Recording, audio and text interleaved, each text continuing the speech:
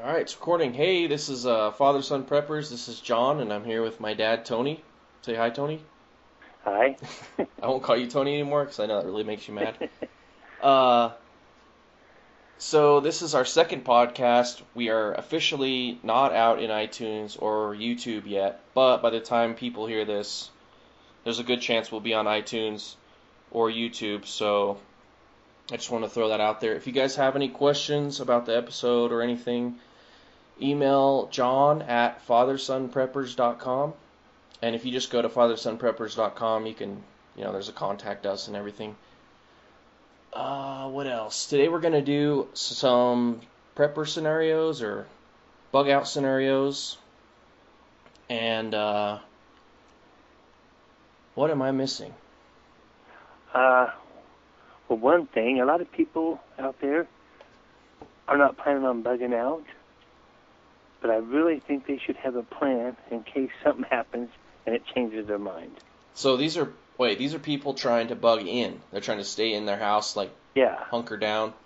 But, I mean, there's always a scenario where you might not be able to stay there, Fire, for one. Yeah. Whether it was natural or somebody lit something on fire. Well, not to give it away, but one of my scenarios for you today have sort of a forced bug out situation. Okay. That's the last one. I think you'll like it. It's a good one. But yeah, is there anything you wanted to cover before the scenarios that may be different? Besides, because some of these are going to require probably a different bug out, bug in scenario within the scenario. You know what I mean? Yeah. No, I just think, it's nice to think of being able to bug in and not go. It's a whole lot easier. But I really think that we all need a couple bug out spots just to be on the safe side. We're preparing. Yeah, some caching spots to store gear. We're gonna do a probably one or more episodes on caching. I think it's Definitely. essential. Especially if you live in the countryside. If you live in the countryside or a place where there's countryside around where you live, you could totally cache. As far as the city would be a little harder, but I think you could still do it with a little planning. Yeah, well, I listened to one show. I forget what it was, but the guy was talking about making a deal with a friend or not necessarily a fellow prepper because it's hard to trust random people, but if like family members who live in a different place from you, you can store stuff there and they can store stuff at your house, and then if anything happens, even minor stuff, you could just make a trip one way or the other. Or if something happened and one was closer than the other. Yeah, exactly. So just a kind of a middle threat bug out spot is kind of the way I saw it. So I thought that was kind of cool.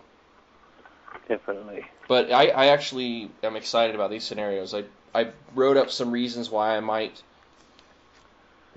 leave or hunker down or, get my guns out and be ready to shoot my neighbors and decide, life or death. And I wrote scenarios based on those, so I'm actually really interested to see what how you deal with them. Okay. So if there's nothing else you wanted to talk about, I'll start. Go ahead. Let's start with one. All right. So the first one is kind of crazy, but just go with it. The first scenario I have is there's a nuclear detonation or a dirty bomb, excuse me, at a military base outside of your town or city. And then your situation is you're alive and there's fallout has yet to be detected. So you're sure there's not really any fallout just yet. But that's where you're left off. So what would you do in a town scenario like that? Well, most likely you'd probably lose TV, internet, power. So the first thing I would do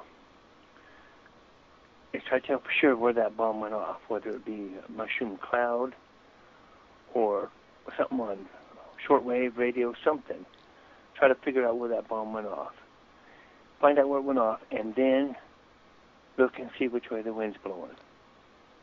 Because I have nothing to protect me from that sort of an event. And most people I'm not prepared for it. Yeah. Most people don't have lead-lined shelters or far underground shelters.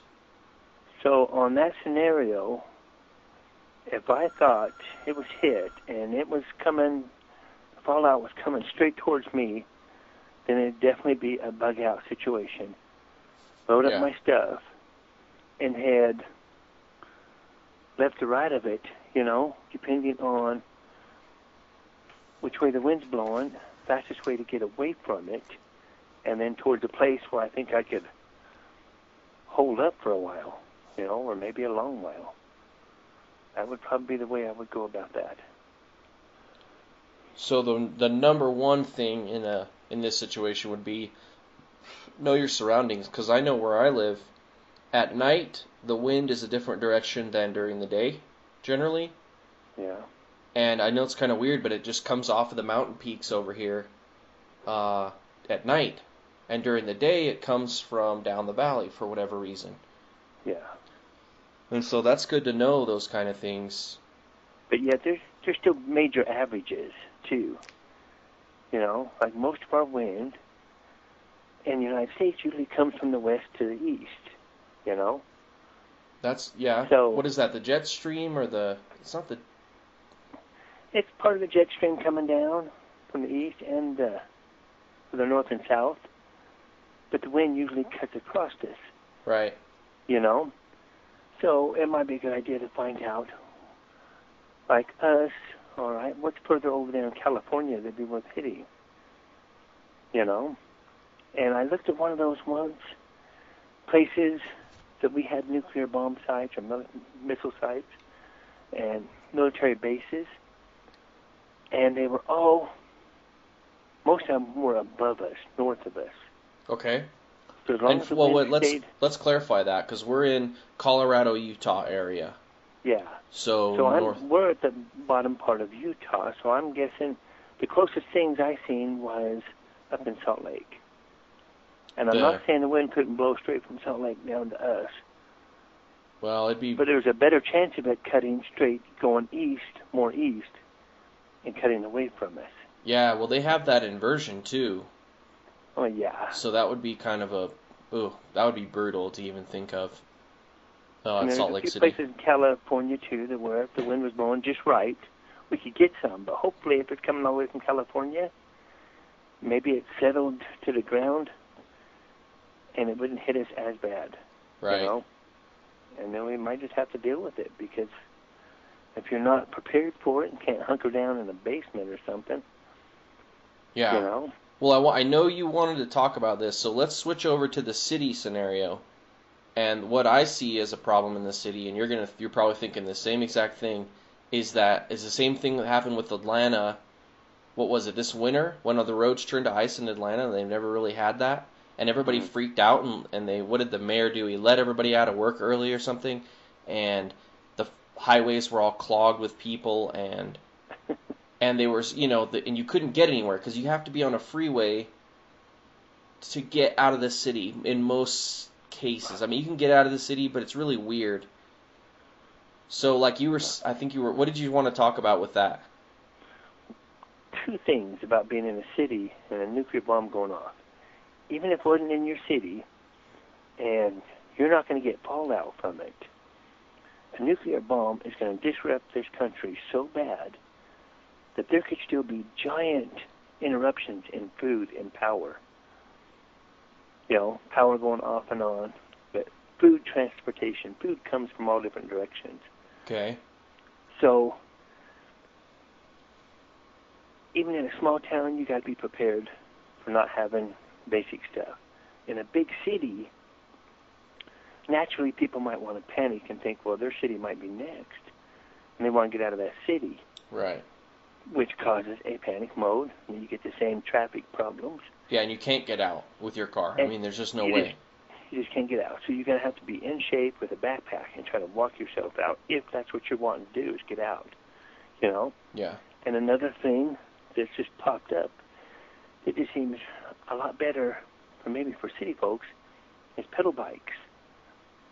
You can get around the traffic, and you make little trailers behind them, like the little kiddie trailers. You can just buy them, pack stuff into, and you can load up a bike with 200 pounds and walk beside it.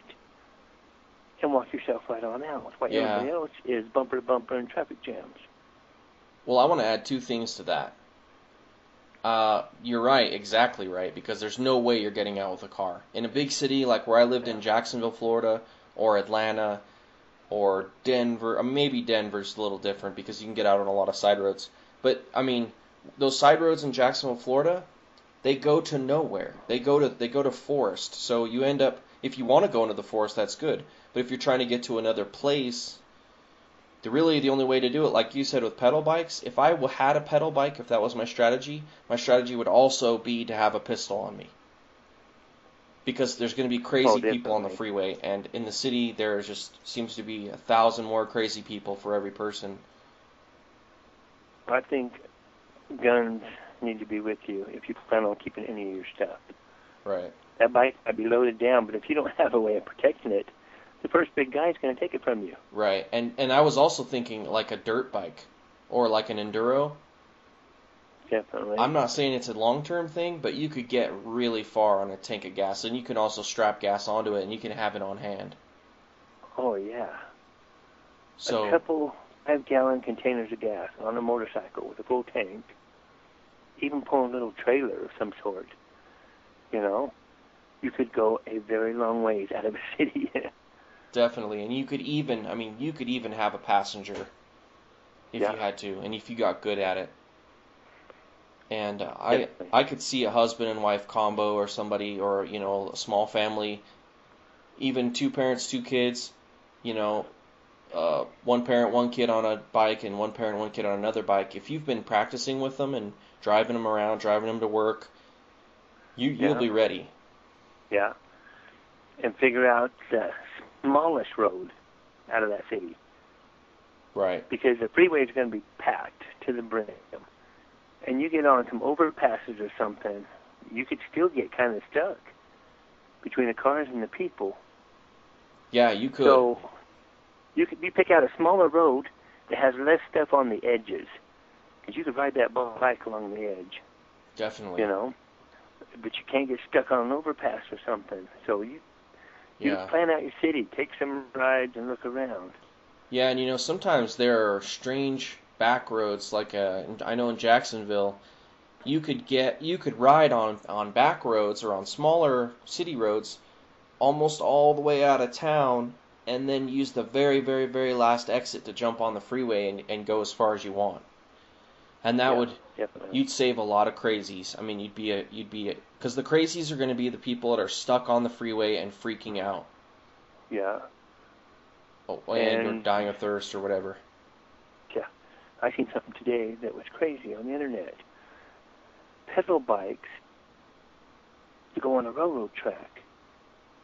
There's a pedal bike, and they built frames off the pedal bike over to the other rail that somehow hooked to it. They were all different. Whoa. All you did was pedal. You didn't really even steer. Whoa. And you go down the railroad tracks. And railroad tracks are usually fairly level. Easy pedaling, and they're all over the country. Wow, especially out east. I mean, even if you had to hop off the track, I wonder if you could carry them, like how light they are. Aluminum pipe coming off your bike, and they're usually aluminum bikes.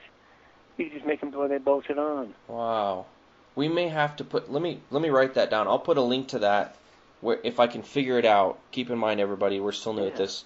If I can figure out. I just seen some pictures of that today, and I thought, man, what a way to travel. What I'll do is, if I can't figure out the show notes, what I'll do is I'll just write a little article on it on the blog or on the website. And we'll get some pictures out there. Yeah, and I'll just steal some pictures from the website and put a link, and you guys can check it out. Because traveling on a railroad, I mean, for a while there's still going to be some trains moving. Yeah. But when the trucks quit hauling food, there won't be trains hauling stuff either, unless it is military or government stuff moving, and that's possible. But then it looks like it takes 2 seconds just to jump off your bike, move it off the tracks, and let the train go by. Yeah, I mean, you could jump off your bike, huck it into the woods, and run into the woods, and just sit down and just rest while the train goes by. Yeah. That's cool. I will put that on our website. it just seemed like a wonderful idea. You know, I know people have thought about traveling on railroad tracks, but this would be able to travel even faster and packing some weight. Being able to load up your bike. That's awesome. And you can walk along a railroad track too, because it's going to have bridges, it's going to have the necessary things. But I think down the road, people are going to be guarding the bridges and things like that. Well, that can happen anywhere. Yeah, true. But at least with the bike set up, you could put some weight on it, you know, and go. Yeah. Well, I think we got that one down. So you'd want to be away from people. This is kind of the theme, though. Away from people and away from any kind of fallout. Yeah. So what about this? If you're upwind, or say you know there's no fallout coming, but people are freaking out, if you've got food storage in your house or your place is pretty secure, you could bug in. I mean, you could stay there. Okay. In a city environment, yeah, you could. Let the crazies go out there and fight it out on the highways and packed roads. But sooner or later, there's still going to be a lot of people there, stuck there. And there's going to be a lot of hungry people, crazy people. Yeah. You know? And they're going to start going from room to room, store to store, building to building, looking for stuff. And sooner or later, they're going to find you, you know? Yeah, I could see and that. You're going to have to protect yourself, you know? And depending on how many people it is, you know, it's still a scary scenario, you know? Okay. And talking about cities are going to be the worst because it's going to turn medieval when there is going to be people starting to eat people and stuff. So. And then when you do try to bug out, you're going to be faced with people who are laying in wait for you, who have survived the craziness, who are probably a lot more capable than the others you may have faced. Yes. Okay, that's what I'm thinking too. And they're going to see you as a major target, you know? Yeah. With whatever you're packing with you, you know? And you move out at night or something. It's just cities are a bad scenario. So in my eyes,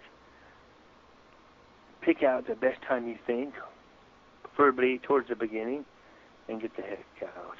Yeah. Have another plan. A family or somebody in a smaller town you can get to. Okay, we did that. We did good on that one. That was a good one. The next ones are more interesting, I think, because they're more kind of realistic. Anyway, the second one scares the crap out of me. It just scares me to death, and that's an Ebola outbreak. And this is the scenario I want to give. There's around 50 cases in 2 major cities in the U.S. And you're not infected, and you're not in one of those cities. So you have to really think about it. You know, say like New York and L.A., because those are some big international hubs, or more like Atlanta and L.A., because those are 2 huge international hubs, and you know, that's where I'm assuming it's going to happen first. Yeah. So say you're in, we'll just throw out Denver. What are you going to do when they come on the news and they say 50 people in Atlanta are dead from Ebola? I'm assuming they'll know about it first, so you'll see one person is infected in Atlanta. And I don't mean in the CDC center. I mean like this guy at his house has it. Yeah.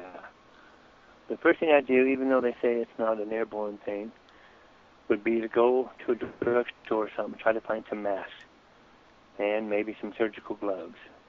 Gloves I usually try to keep on hand anyway. But the masks, get some masks. Any food that you're still buying from the store, vegetables, stuff like that, wash the stuff 10 times more than you ever would even thought of. To make sure that there's nothing on this stuff, you know? Okay. Try to sterilize things, keep things as clean as you can in your house, and then cut back on going to restaurants, fast food places, you know?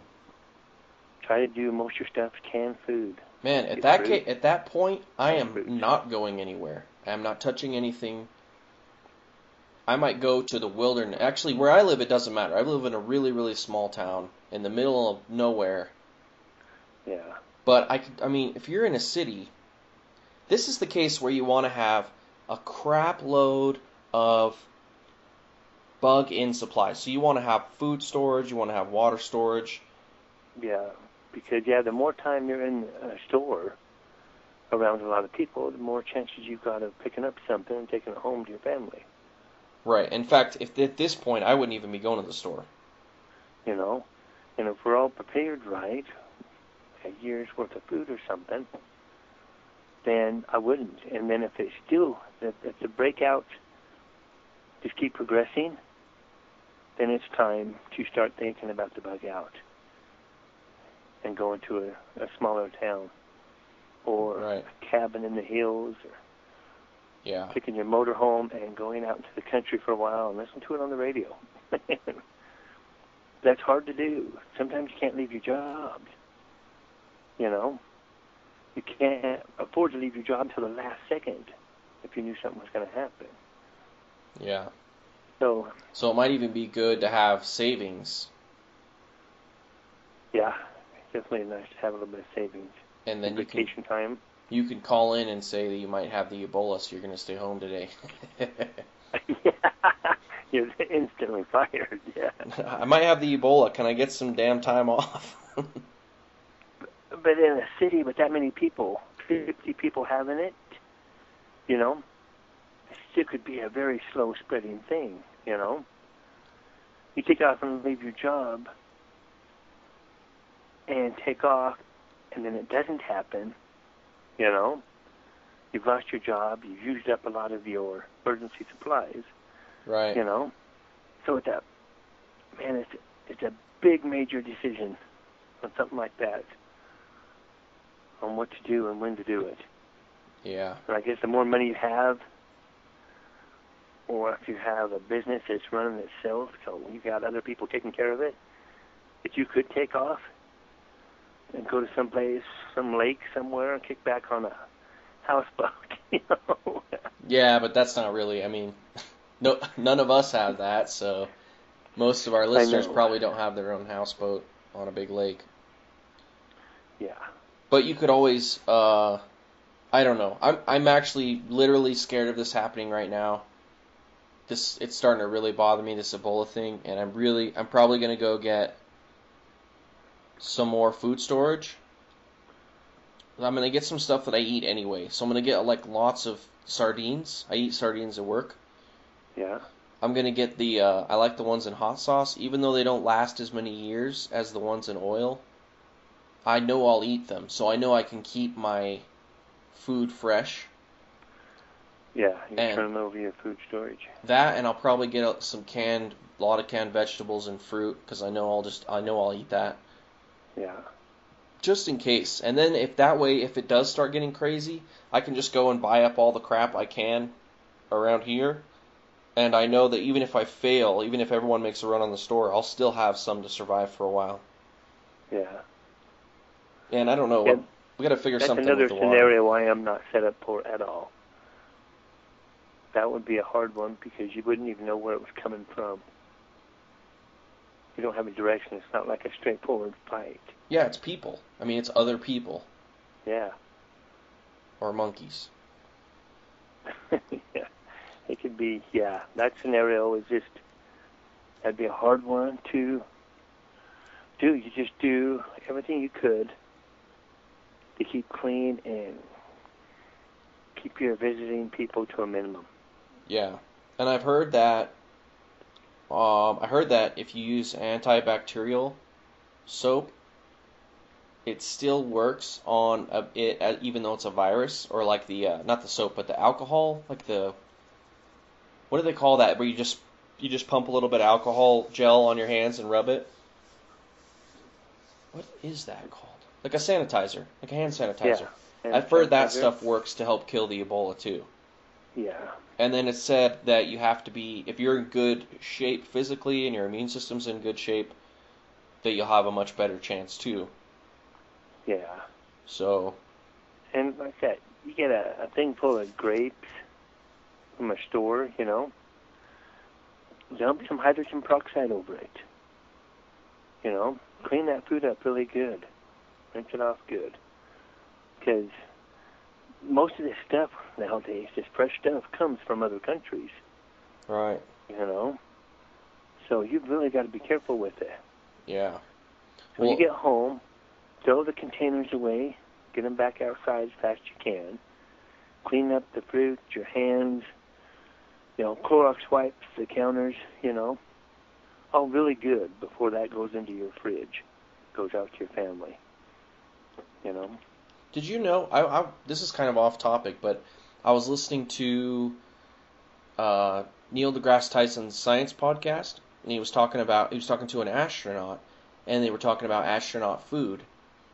And they were saying that astronaut food, if it's sealed, if they seal it up, and then they bombard it with X-rays, like they make, what they do is they just kill off every living thing that's on the food will stay good for like 20 years. Like it doesn't ever break down. It's weird. I can't give you the exact years, but it was some ridiculous amount.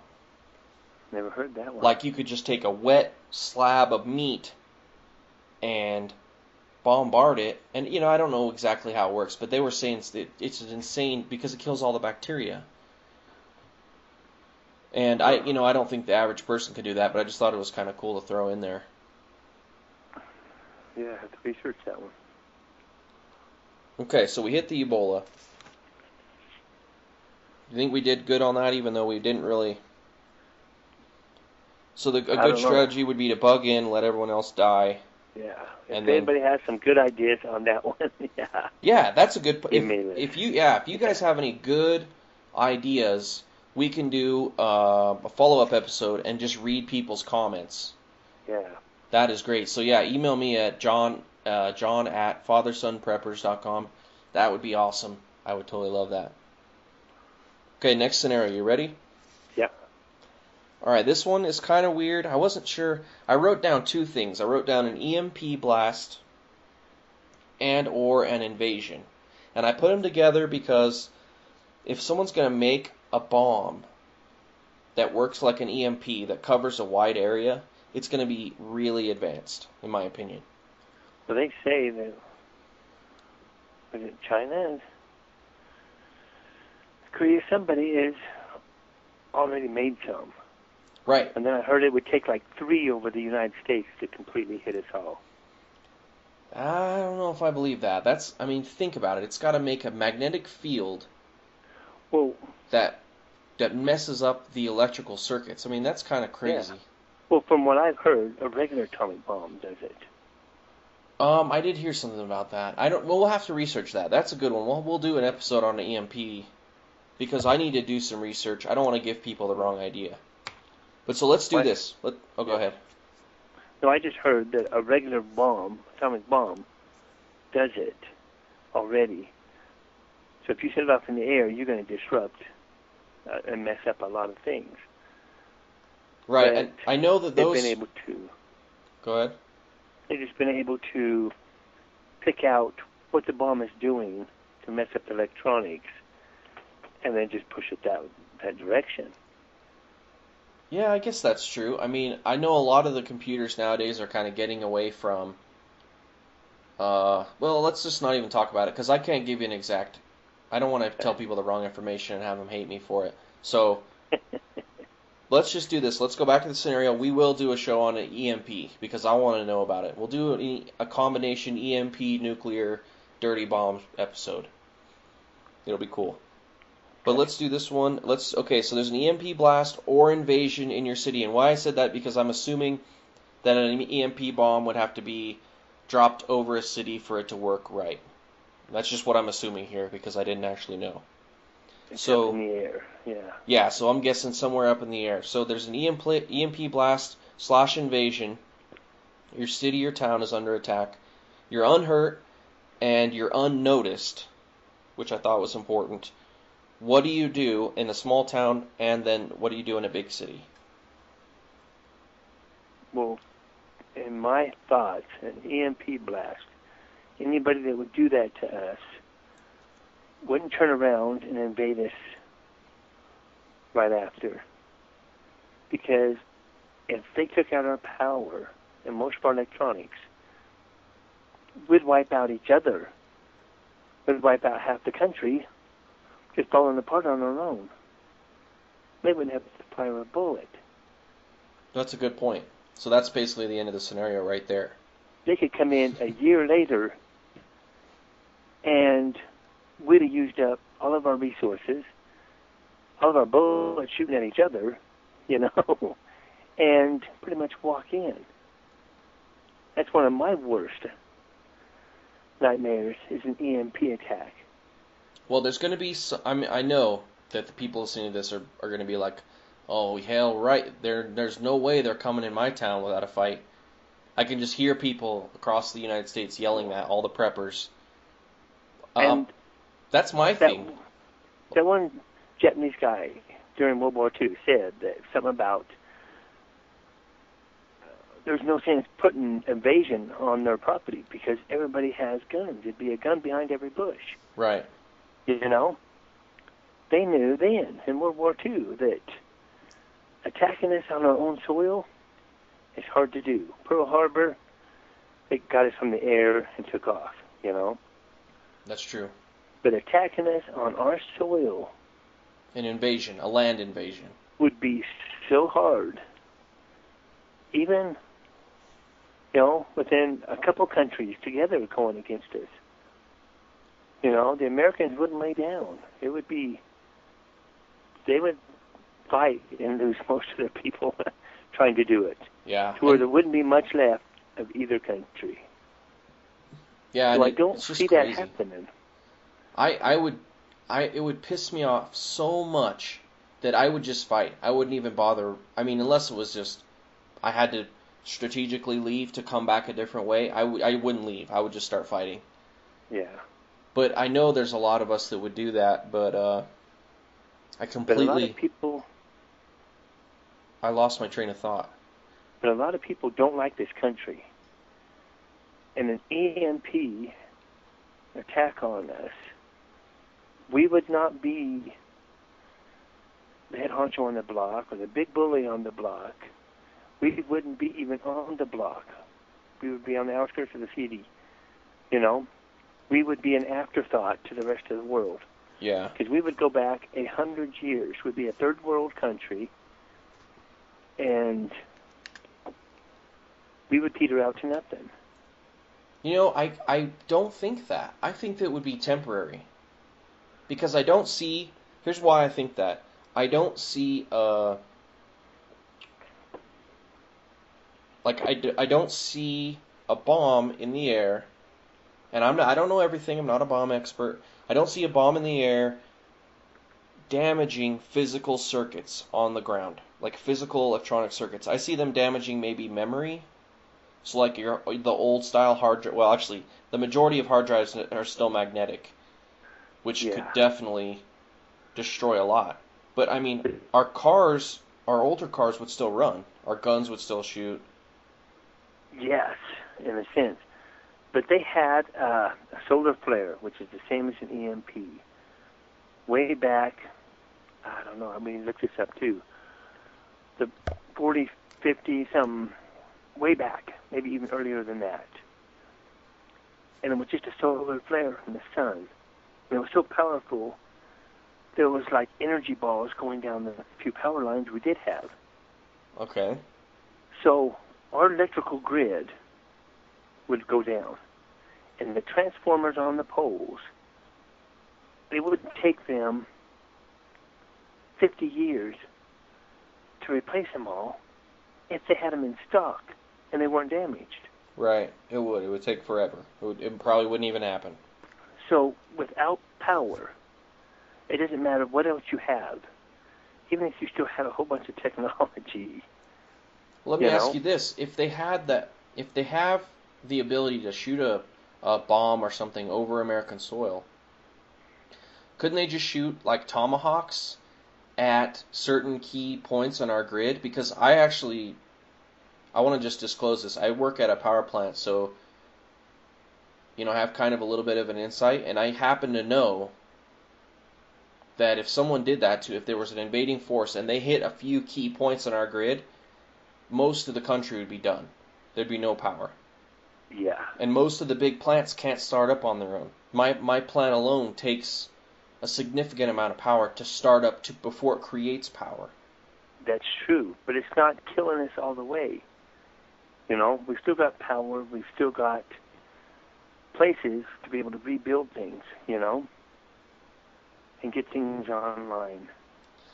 Well, we need to there would be some blacked out parts, but it'd be hard, I think, for them to take out enough that we couldn't keep rebuilding, you know.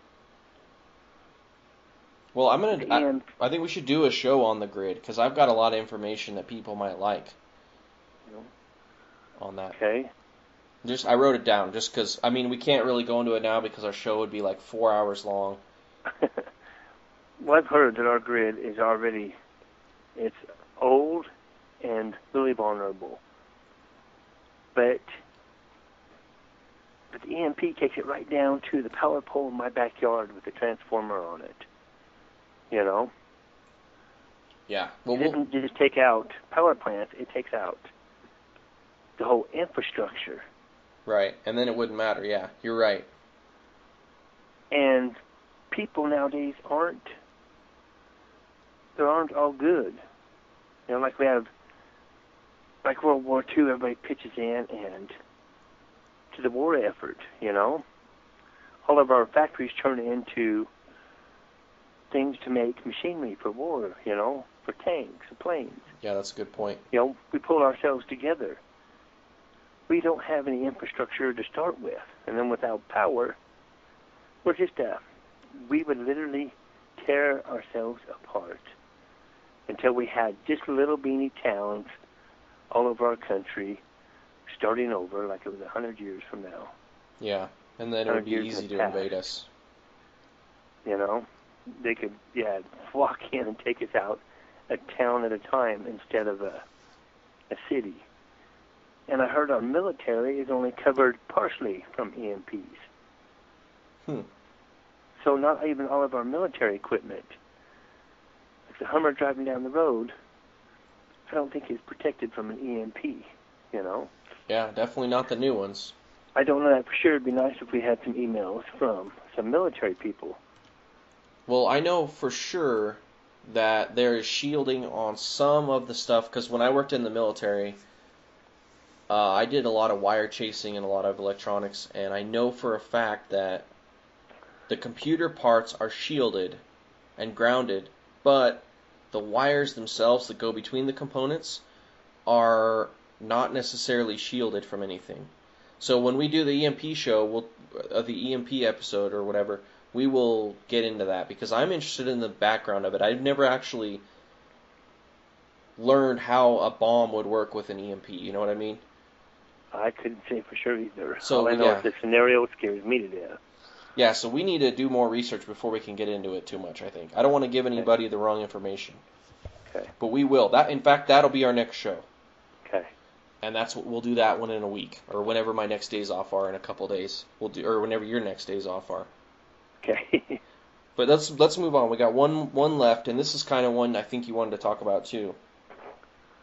So basically, 2 of these scenarios we failed at, you and I, personally. Well, let's hear it. Okay. The last one is, basically there's a natural disaster. So an earthquake or a flood that causes chaos overnight, and people are freaking out. So you woke up, sirens are going off, it's maybe early morning, you can hear honking and there's crap going on all over. You're unhurt, and your house is damaged, or your living quarters are seriously damaged. What do you do? That's crazy, because California just had an earthquake this morning. I know, and maybe that prompted me to write it. I don't know.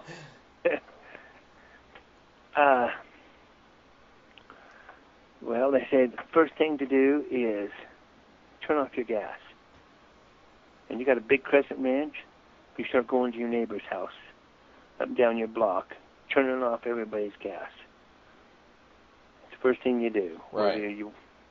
Even or not, you need to make sure that there's no gas leaks. So get the gas turned off.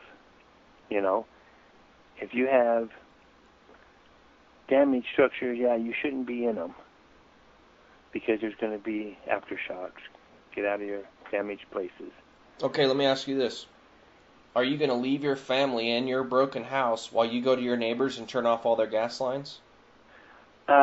Yeah, probably would. Well, in your neighborhood, you would because you know all your neighbors. But if you lived in an apartment building in, say, Jacksonville, Atlanta, Denver, blah, blah, blah, you probably wouldn't. No, but like an apartment complex, then you'd be heading for your superintendent. Okay. Make sure he is getting that gas turned off to the whole apartment complex. And then I wouldn't want to stick around inside apartment complex, multi-levels. Yeah. Anyway, waiting for the aftershocks. Well, I'm just going to I'm going to play devil's advocate here. When I lived with my wife, Michelle, in Jacksonville, we lived in an apartment building that had small studio apartments, and there was no landlord or superintendent on site. It was like 14 small units that just had locking. The main building had locking doors, and there was nobody there. So I guess what I'm thinking of what you said, is run outside to the gas line, the main gas line, try to shut it off. If you can't, then egress, then get the hell out. Yeah. That's what I'm thinking. Most gas lines and gas valve stuff are just outside in the back or the side. Pretty easy to find. But on an apartment complex, there might be some kind of lock on it, or even just a little cable tie of some sort.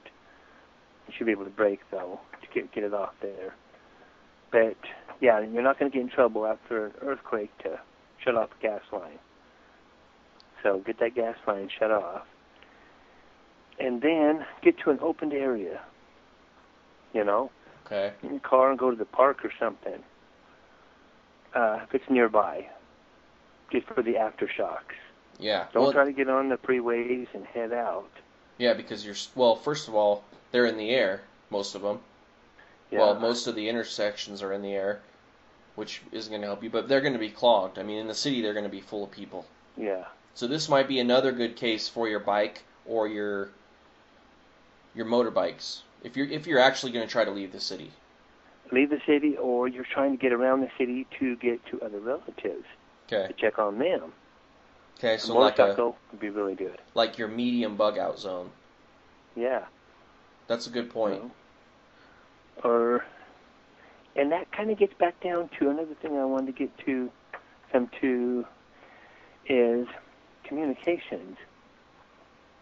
Some of these shortwave radios, CB radios, a CB will go a long ways. If your buddy is 5 miles across the city, depending on skyscrapers or bigger buildings, you could get on your CB,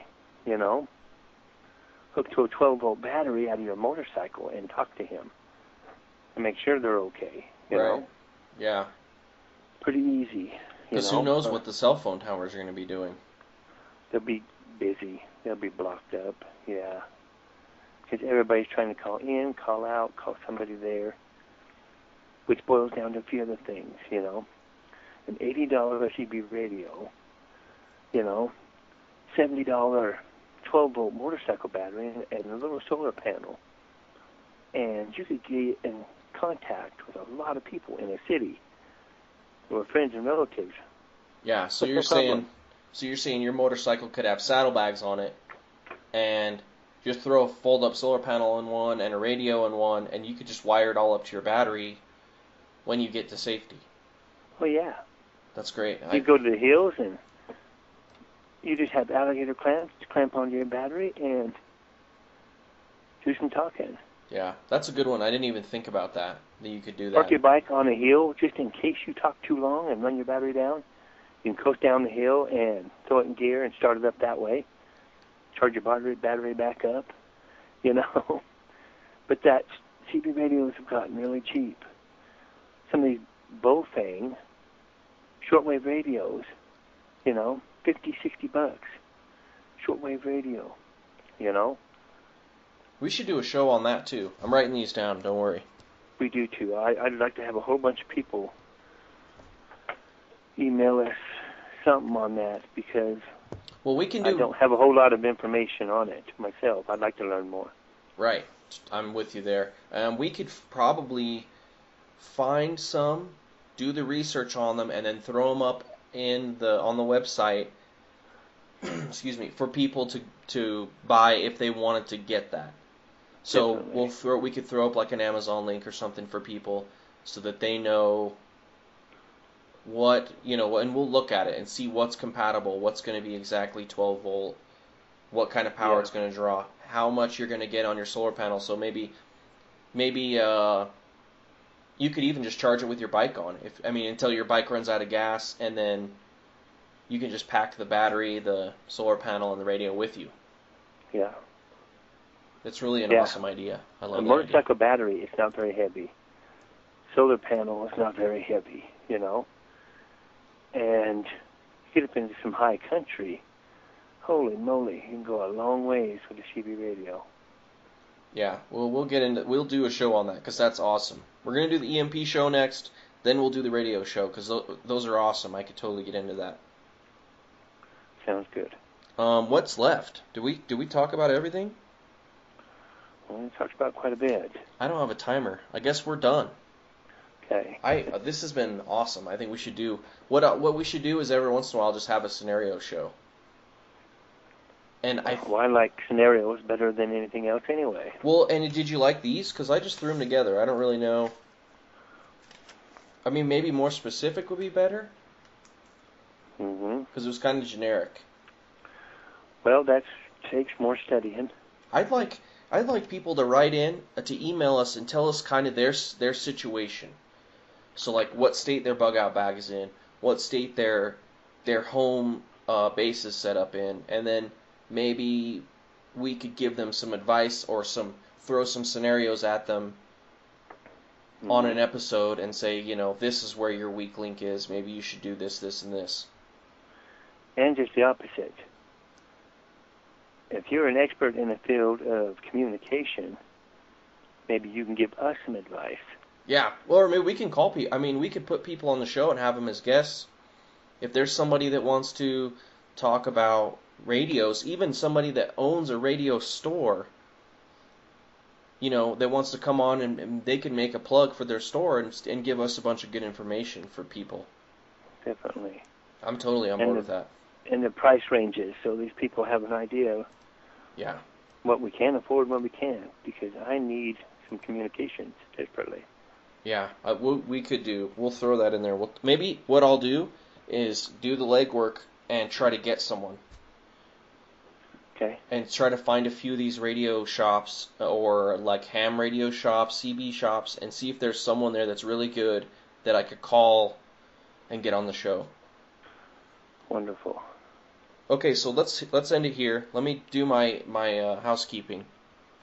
So if you guys are listening on iTunes or Stitcher, if you like the show, please give us a good comment. It helps a lot because the more people we get in here, the more intelligence we're going to bring in, and the more, I don't know, how would you say it? The more knowledge. Yeah, the more knowledge we can bring together. Around. Yeah, because we're trying to build a community. That's what this is about.